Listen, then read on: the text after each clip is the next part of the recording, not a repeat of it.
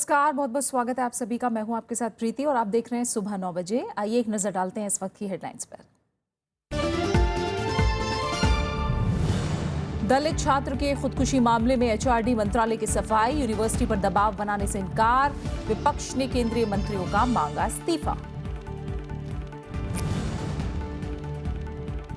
2016 में पहले उपग्रह प्रक्षेपण के लिए तैयार इसरो। अब से थोड़ी देर में श्रीहरिकोटा से IRNSS-1E का प्रक्षेपण, जीपीएस की तर्ज पर बनेगा स्वदेशी नेविगेशन सिस्टम।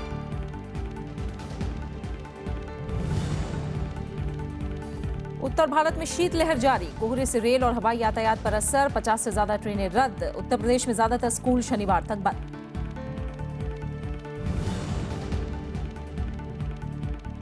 विश्व आर्थिक मंच की दावोस में आज से शुरुआत, चौथी औद्योगिक क्रांति और शरणार्थी संकट के साथ आर्थिक असमानता को दूर करने पर होगा जोर। वित्त मंत्री अरुण जेटली होंगे शामिल।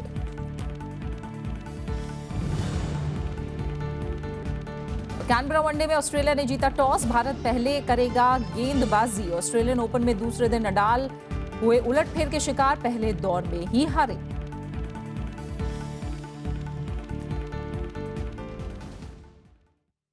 मानव संसाधन विकास मंत्रालय ने दलित छात्र रोहित वेमुला के निलंबन के सिलसिले में हैदराबाद यूनिवर्सिटी पर दबाव बनाए जाने के आरोपों से इनकार किया है।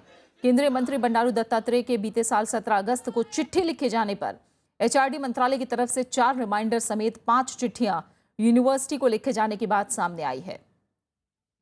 मंत्रालय के प्रवक्ता घनश्याम गोयल के मुताबिक ये कहना गलत होगा कि मंत्रालय ने यूनिवर्सिटी पर कोई दबाव डाला था। मंत्रालय ने सिर्फ प्रक्रिया का पालन किया था। मंत्रालय का कहना है कि यूनिवर्सिटी की तरफ से कोई जवाब नहीं मिलने के बाद ही मंत्रालय की तरफ से रिमाइंडर भेजे गए थे। हैदराबाद यूनिवर्सिटी के दलित छात्र रोहित वेमुला की खुदकुशी ने राजनीतिक रंग ले लिया है। कांग्रेस उपाध्यक्ष राहुल गांधी ने कल हैदराबाद में रोहित के परिजनों से मुलाकात की। कांग्रेस ने केंद्रीय मंत्रियों स्मृति ईरानी और बंडारू दत्तात्रेय के साथ कुलपति का इस्तीफा मांगा है। हैदराबाद पहुंची मानव संसाधन विकास मंत्रालय की टीम को भी छात्रों का विरोध झेलना पड़ा। हैदराबाद यूनिवर्सिटी के दलित छात्र रोहित वेमुला की खुदकुशी का मामला अब तूल पकड़ चुका है। एक तरफ इस मामले पर जहां हैदराबाद से लेकर दिल्ली तक विरोध प्रदर्शन तेज हो गया है, तो वहीं इस सबके बीच कांग्रेस उपाध्यक्ष राहुल गांधी मंगलवार को हैदराबाद यूनिवर्सिटी के कैंपस पहुंचे। उन्होंने रोहित के परिजनों से मुलाकात की और छात्रों के साथ एकजुटता भी दिखाई। राहुल गांधी ने हैदराबाद यूनिवर्सिटी के कुलपति के तत्काल इस्तीफे की भी मांग की। Certainly he has committed suicide, but the conditions for his suicide have been created by the vice chancellor and the minister and the institution, and that means that there is no question, absolutely no question on merits for the vice chancellor to remain here. Congress ने कहा है कि दलित छात्र की आत्महत्या के लिए कुलपति के साथ साथ दोनों केंद्रीय मंत्री स्मृति ईरानी और बंडारू दत्तात्रेय को भी इस्तीफा देना चाहिए। हैदराबाद विश्वविद्यालय छात्र संघ ने SC/ST कानून के तहत केंद्रीय मंत्री बंडारू दत्तात्रेय और वीसी की गिरफ्तारी के साथ 5 मांगे रखी हैं। Going to launch an indefinite strike until our demands are met. Our prime demands are sack Bandaru Dattatreya from the ministry immediately, sack the vice chancellor at once, and also arrest all the culprits who are involved in this murder, brutal murder of Rohit Vemula. हालांकि सरकार ने कहा है कि इस मामले का राजनीतिकरण नहीं किया जाना चाहिए। विरोधी पार्टी के होने के नाते उनको सरकार को कोई सुझाव देना है तो दे देना चाहिए, परंतु राजनीतिकरण ऐसी घटनाओं का नहीं होना चाहिए। लेकिन इस बीच कांग्रेस के अलावा भी तमाम राजनीतिक दलों ने इस मामले में सरकार से जवाब मांगा है। दिल्ली के मुख्यमंत्री अरविंद केजरीवाल ने जहां दलितों के प्रति सरकार की मानसिकता पर सवाल उठाए हैं, तो वहीं बीएसपी और टीएमसी का प्रतिनिधिमंडल भी हैदराबाद के दौरे पर है। सरकार के सहयोगी एलजेपी ने भी दलित छात्र की आत्महत्या की स्वतंत्र एजेंसी से जांच की मांग की है। जो भी स्वतंत्र एजेंसी हो उसके द्वारा इसकी निष्पक्ष जांच होनी चाहिए और जो भी दोषी हो, मैं स्ट्रेस देके बोलता हूँ, जो भी दोषी हो इसमें, जो भी लोग इसमें सम्मिलित हों, जिनकी वजह से रोहित को इतना बड़ा कदम उठाना पड़ा, जो भी दोषी हों उनके ऊपर सख्त से सख्त कार्रवाई होनी चाहिए। छात्रों के विरोध प्रदर्शन को देखते हुए हैदराबाद सेंट्रल यूनिवर्सिटी मंगलवार को लगातार दूसरे दिन भी बंद रही। छात्र संगठनों के आपसी विवाद में यूनिवर्सिटी से रोहित वेमुला समेत 5 छात्रों को सस्पेंड कर दिया गया था। दरअसल बीजेपी सांसद बंडारू दत्तात्रेय ने केंद्रीय मानव संसाधन विकास मंत्री स्मृति ईरानी को एक पत्र लिखा था, जिसके बाद 5 छात्रों को विश्वविद्यालय से निष्कासित कर दिया गया था। Bureau report, Rajya Sabha TV. Hyderabad केंद्रीय विश्वविद्यालय में दलित छात्र की आत्महत्या की घटना को लेकर विरोध तेज हो गया है। विपक्षी दलों के साथ ही कई दूसरे संगठनों ने इस मामले में प्रधानमंत्री नरेंद्र मोदी से दखल की मांग की है। इस बीच साहित्यकार अशोक वाजपेयी ने विश्वविद्यालय के रवैये के प्रति विरोध दर्ज कराते हुए वहां से मिली डीलिट की मानद उपाधि वापस करने का ऐलान किया है। मैंने सोचा कि मैं इस विश्वविद्यालय ने जो मुझे मानद उपाधि डीलिट की दी है, मैं कम से कम उसको वापस करके उसको एक श्रद्धांजलि तो दे ही सकता हूँ। बस यही मैंने किया। विश्वविद्यालय कोई सहमति के लिए थोड़ी है, ये तो असहमति की और वैचारिक बहुलता की का परिसर है, इसको वैसा रहना चाहिए। असम में विधानसभा चुनाव की हलचल तेज हो गई है। पूर्वोत्तर राज्यों के दौरे के दूसरे दिन प्रधानमंत्री नरेंद्र मोदी ने बीजेपी के प्रचार अभियान का बिगुल फूका। असम के पिछड़ेपन का मुद्दा उठाते हुए उन्होंने कांग्रेस को जमकर घेरा। प्रधानमंत्री ने कहा कि देश की तरक्की के लिए सभी क्षेत्रों का विकास जरूरी है। विकास की नई ऊंचाइयों वाला आसाम चाहिए कि नहीं चाहिए? तेज गति से बढ़ता आसाम चाहिए कि नहीं चाहिए? आसाम ऐसा हो जहां नौजवान को रोजगार हो, ऐसा आसाम चाहिए कि नहीं चाहिए? असम दौरे पर गए प्रधानमंत्री नरेंद्र मोदी ने मंगलवार को विधानसभा चुनाव के लिए बीजेपी के प्रचार अभियान का आगाज किया। कोकराझार और गुवाहाटी में रैलियों को संबोधित करते हुए प्रधानमंत्री ने असम के पिछड़ेपन के लिए कांग्रेस को जिम्मेदार ठहराया। संतुलित विकास पर जोर देते हुए उन्होंने सभी पूर्वोत्तर राज्यों के विकास को सरकार की प्राथमिकता बताया। क्या नहीं है मेरे भाइयों बहनों, क्या नहीं? इतनी प्राकृतिक संपदा है, पानी का भंडार है। आसाम की स्थिति किसने पैदा की, क्यों पैदा की? और इसलिए आसाम के लोगों के मन में विचार आना बहुत स्वाभाविक है। अब हमें आसाम ऐसे ही रहना देना है कि आगे बढ़ता आसाम चाहिए हमें। प्रधानमंत्री ने गुवाहाटी आईआईटी के नए भवन की आधारशिला भी रखी। इस मौके पर उन्होंने छात्रों को संबोधित किया। प्रधानमंत्री ने कहा कि नौजवान रोजगार चाहते हैं। प्रधानमंत्री ने असम के कोकराझार में सेंट्रल इंस्टीट्यूट ऑफ टेक्नोलॉजी को सेंट्रल यूनिवर्सिटी का दर्जा देने की घोषणा भी की। इस साल असम में विधानसभा चुनाव होने हैं। Bureau report, Rajya Sabha TV. निर्वाचन आयोग 8 राज्यों की 12 विधानसभा सीटों के उपचुनाव के लिए आज अधिसूचना जारी करेगा। इसके साथ ही नामांकन दाखिल करने की प्रक्रिया शुरू हो जाएगी। नामांकन भरने की अंतिम तिथि 27 जनवरी और नाम वापस लेने की आखिरी तारीख 30 जनवरी है। इन सीटों पर 13 फरवरी को मतदान होगा। मतगणना 16 फरवरी को होगी। जिन सीटों पर उपचुनाव होना है उसमें उत्तर प्रदेश में मुजफ्फरनगर, देवबंद और बीकापुर विधानसभा सीट शामिल हैं। साथ ही कर्नाटक के देवदुर्ग, बीदर और हिब्बल विधानसभा सीट में भी उपचुनाव होना है। इसके अलावा पंजाब, महाराष्ट्र, बिहार, त्रिपुरा, तेलंगाना और मध्य प्रदेश में एक एक विधानसभा सीट पर उपचुनाव होगा। आम आदमी पार्टी से बाहर निकाले गए प्रशांत भूषण और योगेंद्र यादव पंजाब विधानसभा के चुनाव में आम आदमी पार्टी को चुनौती देंगे। इसके लिए जल्द ही नए राजनीतिक दल का गठन हो सकता है। स्वराज अभियान के एक वरिष्ठ नेता ने इस बारे में जानकारी दी है। योगेंद्र यादव और प्रशांत भूषण ने पंजाब में अगले साल होने वाले चुनाव से ठीक पहले ऐसे समय पर यह फैसला लिया है जब आम आदमी पार्टी के प्रमुख अरविंद केजरीवाल आम आदमी पार्टी को पंजाब में चुनाव जिताने के लिए पूरी तैयारी कर रहे हैं। पार्टी से निकलने के बाद दोनों ने स्वराज अभियान नाम से एक संस्था बनाई थी। हालांकि अभी तक इस बारे में अंतिम फैसला नहीं लिया गया है। जम्मू कश्मीर में नई सरकार के गठन पर सस्पेंस बरकरार है। इस बीच पीडीपी के एक वरिष्ठ नेता का बयान आया है। समाचार एजेंसी पीटीआई के मुताबिक पीडीपी ने अब गठबंधन सरकार चलाने के एजेंडे पर केंद्र सरकार से ठोस आश्वासन की मांग की है। पीडीपी के वरिष्ठ नेता के मुताबिक पार्टी ने ईमानदारी से अपनी शर्त बीजेपी के सामने रख दी है और अब बीजेपी को ही इस पर अंतिम फैसला लेना है। पीडीपी को रोटेशनल सीएम, मंत्रिमंडल में बीजेपी के ज्यादा मंत्रियों की मांग पर ऐतराज है। वहीं जल विद्युत परियोजनाओं की वापसी, सूबे में स्मार्ट सिटी प्रोजेक्ट, बाढ़ राहत के काम में केंद्र से ठोस पहल की वो मांग कर रही हैं। गृहमंत्री राजनाथ सिंह ने आंतरिक सुरक्षा के लिए नए कैडर सेवा शुरू करने पर जोर दिया है। जम्मू कश्मीर के राज्यपाल एनएन वोरा ने कहा है कि पाकिस्तानी सीमा को बीएसएफ के भरोसे छोड़ना ठीक नहीं होगा। उन्होंने कहा कि सुरक्षा एजेंसियों की चौकसी से आतंकी हमलों को रोका जा सकता था। केंद्रीय गृहमंत्री राजनाथ सिंह ने देश की आंतरिक सुरक्षा को मजबूत बनाने के लिए एक अलग सेवा को शुरू करने पर जोर दिया है।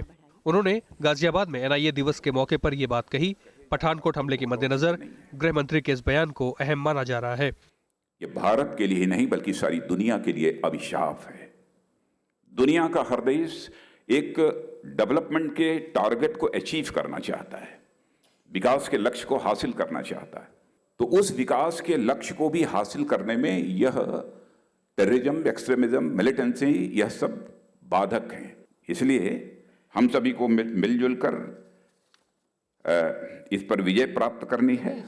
इस बीच एनआईए के ही कार्यक्रम में जम्मू कश्मीर के राज्यपाल एनएन वोहरा ने कहा कि सुरक्षा एजेंसियों की चौकसी की बदौलत पठानकोट जैसा हमला रोका जा सकता था। उन्होंने कहा कि बीते 1.5 साल में जम्मू कश्मीर के अलावा पंजाब के दीनानगर में हुए आतंकी हमलों पर गंभीरता से ध्यान नहीं दिया गया। उन्होंने ये भी कहा कि पाकिस्तान के साथ लगती अंतर्राष्ट्रीय सीमा पर कई जगह बेहद खामियां हैं और इसकी सुरक्षा सिर्फ बीएसएफ के भरोसे नहीं छोड़ी जा सकती। इस बीच केंद्रीय रक्षा राज्य मंत्री राव इंद्रजीत सिंह ने भरोसा जताया है कि पाकिस्तान पठानकोट हमले के दोषियों के खिलाफ कड़ी कार्रवाई करेगा। जिस तरह की आवाजें वहां से निकल रही हैं, लगता तो ऐसे है कि भाई शायद इस बार वो कुछ करेंगे, शायद इंटरनेशनल प्रेशर की वजह से करेंगे, क्योंकि टेररिज्म से आज के दिन सारा विश्व तंग है और एक अड्डा पाकिस्तान भी है, तो यहाँ पे समाप्त करना सारे विश्व की जिम्मेदारी भी है। इस बीच मंगलवार को पठानकोट आतंकी हमले के सिलसिले में ही गुरदासपुर के एसपी सलविंदर सिंह का एनआईए हेडक्वार्टर में लाई डिटेक्शन टेस्ट हुआ। एनआईए पठानकोट एयरबेस में इस साल की शुरुआत में हुए आतंकी हमलों के सिलसिले में सलविंदर सिंह की भूमिका की जांच कर रही है। Bureau report, Rajya Sabha TV.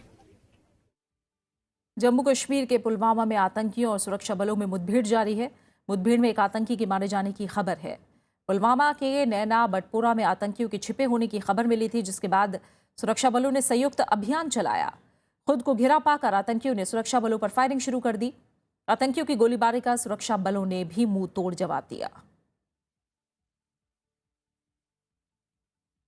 Delhi में अब स्कूलों में 220 दिन कार्य दिवस अनिवार्य होंगे। दिल्ली सरकार ने मंगलवार को सभी सरकारी और गैर सहायता वाले मान्यता प्राप्त स्कूलों में उच्च प्राथमिक कक्षाओं के लिए कम से कम 220 कार्य दिवस अनिवार्य कर दिए हैं। शिक्षा निदेशालय ने स्कूलों को भेजी चिट्ठी में ग्रीष्म, शीत और शरद ऋतु की छुट्टियों का कार्यक्रम भी अधिसूचित किया है और उन्हें इसका कड़ाई से पालन करने का निर्देश दिया है।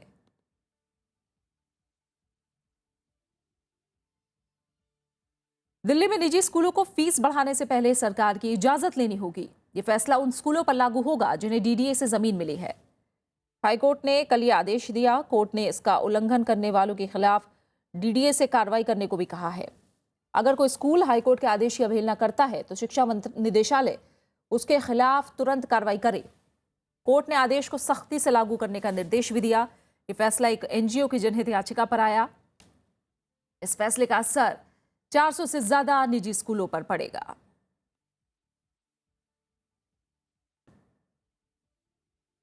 बिहार की महागठबंधन सरकार ने महिलाओं को सरकारी नौकरी में 35% आरक्षण देने का फैसला किया है। मुख्यमंत्री नीतीश कुमार की अध्यक्षता में कैबिनेट ने यह फैसला किया। इस फैसले के तहत राज्य सरकार की सभी नौकरियों में सभी पदों पर सीधी नियुक्ति में महिलाओं को 35% आरक्षण मिलेगा। सरकार ने आरक्षित और गैर आरक्षित कोटि में भी महिलाओं को 35% आरक्षण देने का फैसला किया है।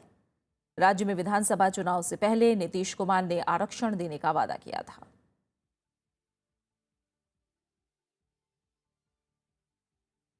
सुप्रीम कोर्ट में आज उत्तर प्रदेश में लोकायुक्त नियुक्ति के मामले में सुनवाई होगी। इस पर कल ही सुनवाई होनी थी, लेकिन राज्य सरकार में इस मामले की सुनवाई 2 से 3 दिन टालने की अपील की गई। इस पर शीर्ष अदालत ने कड़ी नाराजगी जताई।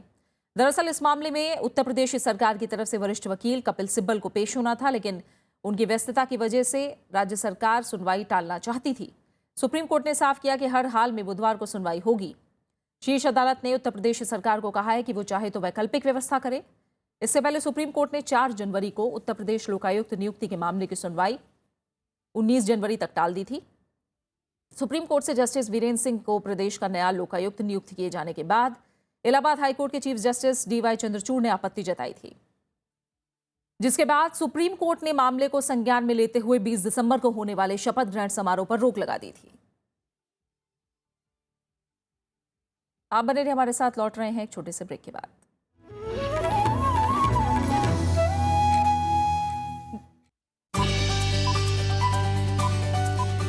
राज्यसभा टीवी का ये बेहद खास प्रोग्राम है गुफ्तगू। नए चेहरे, बड़े बड़े नाम। नमस्कार, मैं हूं प्रकाश झा। मैं हूं कनू बहल। मैं हूं सौरभ शुक्ला। मैं हूं धृतिमान चैटर्जी। मैं हूं के सुनील कुमार। मैं हूं ललित मोहन तिवारी। मैं हूं सहज शिंदे। मैं हूं मनोज वाजपेयी। आपके चहते प्रोग्राम गुफ्तगू गुफ्तगू गुफ्तगू गुफ्तगू गुफ्तगू गुफ्तगू शुरू हो रहा है गुफ्तगू का नया सीजन, सिर्फ राज्यसभा टीवी पर।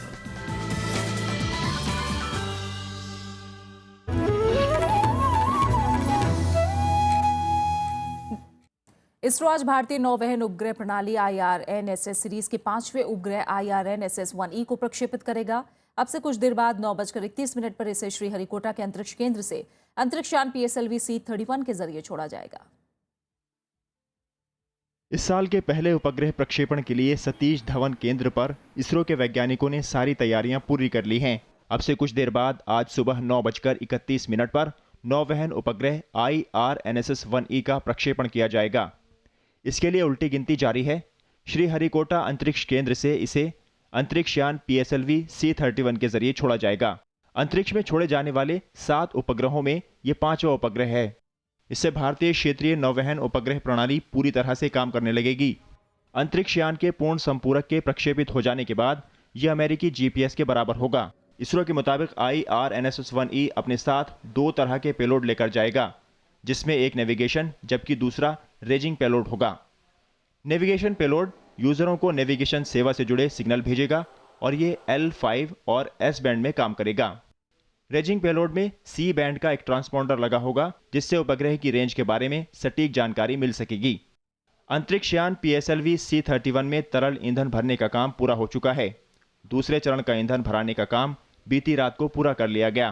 प्रक्षेपण से 19 मिनट 20 सेकंड के भीतर उपग्रह को उसकी उपभू समक्रमिक कक्षा में स्थापित कर दिया जाएगा। Bureau report, Rajya Sabha TV. बात मौसम की। बर्फबारी और बारिश के चलते उत्तर भारत में ठंड एक बार फिर बढ़ गई है। शीतलहर और कोहरे ने लोगों की मुश्किलें बढ़ा दी हैं। सबसे ज्यादा असर ट्रेन और हवाई सेवा पर पड़ रहा है। रेलवे ने 50 से ज्यादा ट्रेनें रद्द कर दी हैं। कड़ाके की ठंड के चलते उत्तर प्रदेश के कई जिलों में 8वीं तक के स्कूलों को शनिवार तक के लिए बंद कर दिया गया है। पहाड़ी इलाकों में हो रही बर्फबारी और मैदानी इलाकों में हो रही बारिश के चलते उत्तर भारत में एक बार फिर ठंड बढ़ गई है। जम्मू कश्मीर, हिमाचल प्रदेश में बर्फबारी होने से तापमान 0 से 4 डिग्री सेल्सियस तक नीचे चला गया है। इसके चलते मैदानी इलाकों में शीतलहर का प्रकोप बढ़ गया है। राजस्थान, पंजाब, हरियाणा और दिल्ली सर्द हवाओं और घने कोहरे की चपेट में है। किस तरह से क्या बचाव करेंगे? ड्यूटी जाना पड़ रहा है, लेकिन मजबूरी है जाने के लिए। कपड़ा तो बहुत ज्यादा पहने हैं, बहुत ज्यादा कपड़ा पहन रखे हैं। इससे अभी जैसे ये थोड़ी सी बर्फबारी जहाँ स्नोफॉल हुई है, इससे जो अगले 24 घंटों तक जहाँ कह सकते हैं अगले 1-2 दिन जो तापमान है उसमें गिरावट रहेगी। उत्तर प्रदेश, मध्य प्रदेश, बिहार और झारखंड में पिछले 48 घंटों में कई इलाकों में बारिश हो रही है। ठंड को देखते हुए उत्तर प्रदेश के गाजियाबाद, मेरठ समेत कई जिलों में 8वीं तक के स्कूलों को अगले 2 दिनों तक बंद कर दिया गया है। मौसम मिजाज खराब है, 2 दिन से करीब खराब ही चल रहा है और उम्मीद सुधरने का नहीं है। बारिश सुबह से हो रही है और ठंड बढ़ा है, हवा में काफी ठंडक है, लोग परेशान हैं। कोहरे का सबसे ज्यादा असर यातायात पर पड़ा है। जहां सुबह सड़कों में वाहनों की चाल सुस्त रही, वहीं दिल्ली और उत्तर भारत की ओर चलने वाली 51 ट्रेनें रद्द कर दी गई हैं, जबकि 20 से ज्यादा ट्रेनें देरी से चल रही हैं। इसमें हावड़ा और सियालदह दुरांतो और शताब्दी ट्रेनें शामिल हैं। इसके चलते मुसाफिरों को खासी परेशानी हो रही है। सब गाड़ी में वही हाल है, 2 घंटा 3 घंटा, कोई गाड़ी में 2.5 घंटा लेट है, कोई गाड़ी 2 घंटा लेट है। मौसम विभाग के मुताबिक अगले 48 घंटे में उत्तर और मध्य भारत के कई जिलों में बारिश हो सकती है और लोगों को अगले कुछ दिनों तक ठंड और कोहरे से निजात नहीं मिलेगी। Bureau report, Rajya Sabha TV. कुछ अहम अंतर्राष्ट्रीय खबरें। स्विट्जरलैंड के दावोस शहर में वर्ल्ड इकोनॉमिक फोरम की 46वीं बैठक आज से शुरू हो रही है। बैठक में दुनिया भर से करीब 2500 प्रतिनिधि हिस्सा ले रहे हैं। इस साल बढ़ती आर्थिक गैर बराबरी, औद्योगिक विकास, दुनिया भर में बढ़ती हिंसा और शरणार्थी संकट जैसे अहम मुद्दे बैठक के एजेंडे में शामिल किए गए हैं। सम्मेलन में भारत की तरफ से वित्त मंत्री अरुण जेटली हिस्सा लेंगे। So this year's annual meeting has 3 main pillars. The first is, of course, the fourth industrial revolution. The second pillar is the humanitarian imperative. And the third pillar is the question of the root causes What are the reasons for refugees? And what about the diplomatic challenges and even the question of war and peace the global community is facing in some regions? Davos में दुनिया भर से वैज्ञानिक, अर्थशास्त्री, उद्योगपति, व्यापारी, सामाजिक कार्यकर्ता और सरकारों के प्रतिनिधि इकट्ठा हुए हैं। ये लोग वर्ल्ड इकोनॉमिक फोरम के मंच से दुनिया को बदलने के तौर तरीकों पर विचार कर रहे हैं। इनमें मौसम में बदलाव, आर्थिक समानता, कृषि, व्यापार और उद्योग के साथ साथ विज्ञान, जन स्वास्थ्य और गंभीर बीमारियों से जुड़े मुद्दे शामिल हैं। Our goal is to make a decade's worth of advances in 5 years instead of 10, and eventually end cancer as we know it. We're not trying to make incremental change. We're looking for quantum leaps. सम्मेलन के दौरान मौसम में बदलाव से जुड़े संकट पर भी चर्चा हुई। इस मुद्दे पर दुनिया भर में जनचेतना फैलाने के लिए मशहूर हॉलीवुड एक्टर लियोनार्डो डिकैप्रियो को इस साल का क्रिस्टल अवार्ड दिया गया। Those entities with a financial interest in preserving this destructive system have denied and even covered up the evidence of our changing climate. Enough is enough. Davos में आर्थिक गैर बराबरी का मुद्दा सबसे अहम है। दरअसल दुनिया की आधी आबादी के बराबर दौलत केवल 62 लोगों के पास सिमट गई है, जबकि 2010 में ये दुनिया के 388 सबसे अमीर लोगों के पास थी। जाहिर है दौलत चंद हाथों में सिमट रही है, जबकि दुनिया भर में भूखमरी और गरीबी कम करने की तमाम कोशिशें नाकाम रही हैं।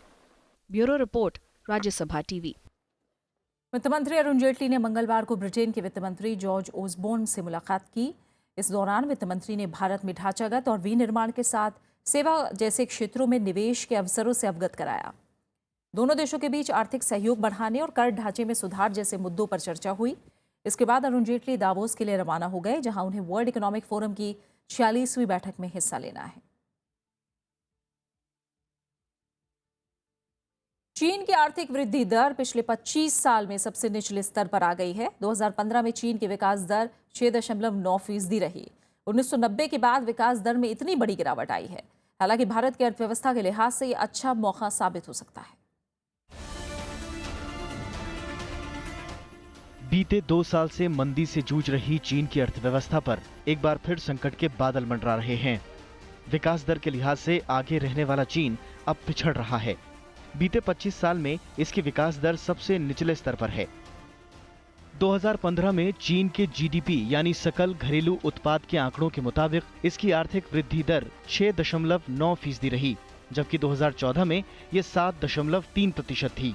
तिमाही आधार पर भी चीन की ग्रोथ रेट घटी है। 2015 में जुलाई से सितंबर की तिमाही में जीडीपी ग्रोथ 6.9 थी, जबकि अक्टूबर से दिसंबर की तिमाही में ये 6.8% पर आ गई। जानकारों के मुताबिक विकास दर में गिरावट चिंताजनक होने के साथ साथ मंदी की आशंका भी पैदा कर रही है। The big concern, though, is if you take the quarter-on-quarter data of 1.6% and annualize it, then you come up with an annual growth rate, an annualized growth rate of 3.2%. Now, that is dangerous. Look at the trend, and the trend is saying severe slowdown. That's the worrying bit. हालांकि चीन ने अर्थव्यवस्था के जल्द पटरी पर लौटने का भरोसा जताया है।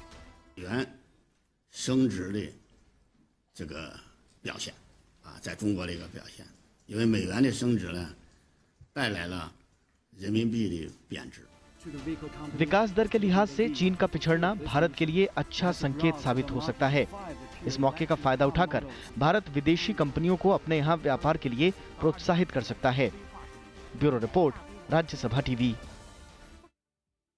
चीन में अर्थव्यवस्था का सबसे बुरा दौर है तो भारत के लिए ये स्थिति अच्छी हो सकती है। IMF के मुताबिक दुनिया में आर्थिक मंदी के बावजूद भारत की विकास दर 7% से ज्यादा बनी रहेगी। IMF के मुताबिक चालू वित्त वर्ष में भारत की विकास दर 7.3% रहने की उम्मीद है। वहीं अगले वित्त वर्ष में ये बढ़कर 7.5% पर पहुंच सकती है। IMF ने वैश्विक विकास दर का अनुमान घटा दिया है। अगले साल ये दर 3.4% रहने की संभावना है।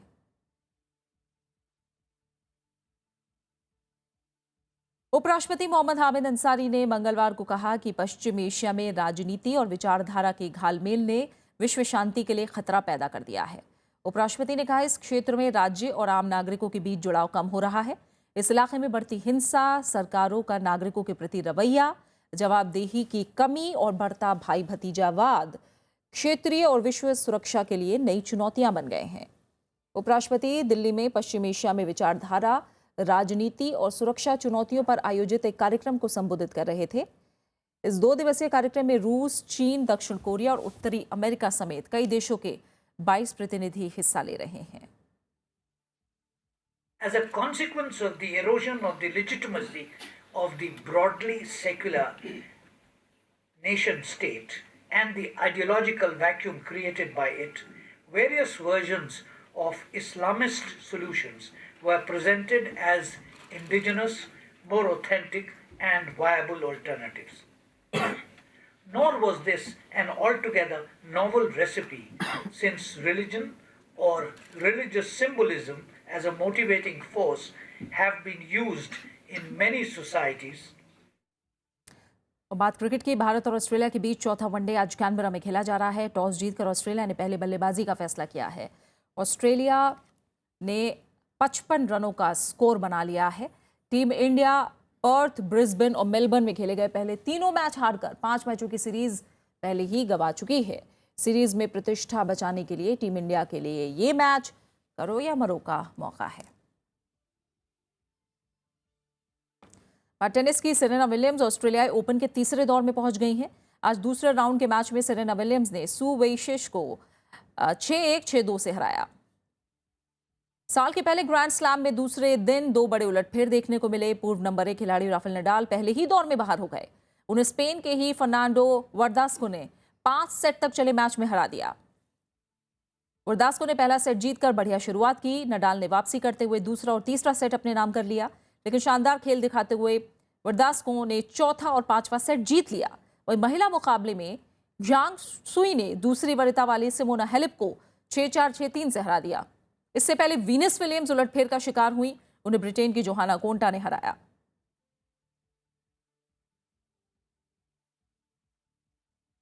आखिर में एक नजर हेडलाइंस पर।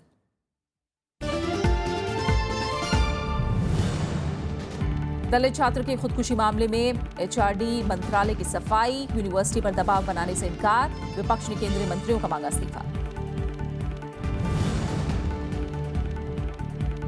2016 में पहले उपग्रह प्रक्षेपण के लिए तैयार इसरो। अब से थोड़ी देर में श्रीहरिकोटा से IRNSS-1E का प्रक्षेपण। जीपीएस की तर्ज पर बनेगा स्वदेशी नेविगेशन सिस्टम। उत्तर भारत में शीतलहर जारी, कोहरे से रेल और हवाई यातायात पर असर। 50 से ज्यादा ट्रेनें रद्द। उत्तर प्रदेश में ज्यादातर स्कूल शनिवार तक बंद। विश्व आर्थिक मंच की दावोस में आज से शुरुआत। चौथी औद्योगिक क्रांति और शरणार्थी संकट के साथ आर्थिक असमानता को दूर करने पर होगा जोर। वित्त मंत्री अरुण जेटली होंगे शामिल।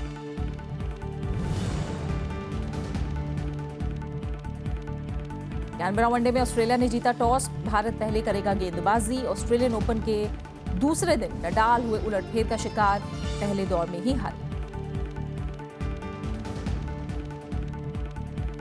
और इसी के साथ फिलहाल इस बुलेटिन में इतना ही। आगे आप देख सकते हैं देश देशांतर। नमस्कार।